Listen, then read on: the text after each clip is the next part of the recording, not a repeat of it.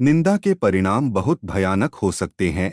कभी भी किसी की निंदा नहीं करनी चाहिए। निंदा करने वाला व्यक्ति पेड़ पर उल्टे लटके हुए चमगादड़ की तरह है। जो व्यक्ति निंदा के परिणाम को जानते हुए या अनजाने में भी दूसरों की निंदा करता है, वह पाप का भोगी होता है।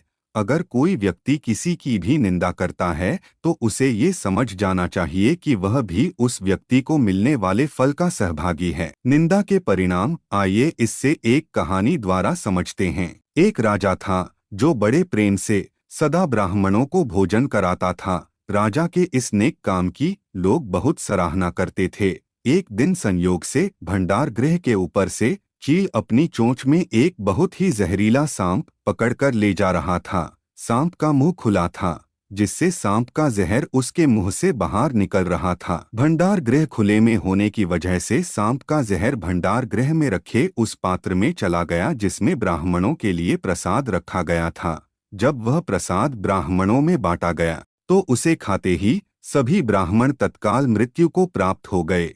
इसे देखकर राजा घबरा गया। इसमें किसका दोष है, ये निर्णय कोई भी नहीं कर पाया। इसके बाद राजा काफी दुखी रहने लगा और कुछ समय बाद राजा की मृत्यु हो गई। जब राजा को धर्मराज के सामने उसके कर्मों का लेखा जोखा देखा गया, तो वहां ये निर्णय लेना मुश्किल हो गया कि ब्रह्मा हत्या का दंड किसे दिया जाए। इतने ब्राह्मण मारे गए, लेकिन इसका पाप किसे दिए जाए। इसमें न तो राजा का कोई दोष है, न भोजन बनाने वाले का, न खाने वालों का, न पक्षी का कोई दोष है, क्योंकि पशु पक्षी को कोई दोष नहीं लगता।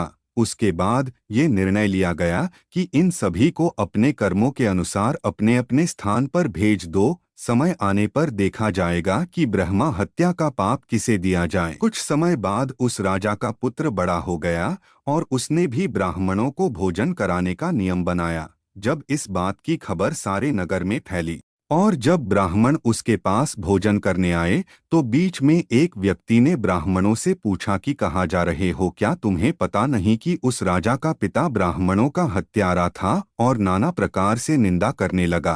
तो धर्मराज यमराज ने निंदा के स्वरूप उस निंदा करने वाले व्यक्ति को ब्रह्मा हत्या का दोषी माना और उसे दंड स्वरूप ब्रह्मा हत्यारा माना गया। हमें ये बात सदा स्मरण रहे कि निंदा चुगली करना पाप कर्मों में है। हमें इससे बचना चाहिए। ऐसी ही प्रेरणादायक प्रसंग सुनने के लिए हमारे चैनल को सब्सक्राइब जरूर करें। धन्यवाद।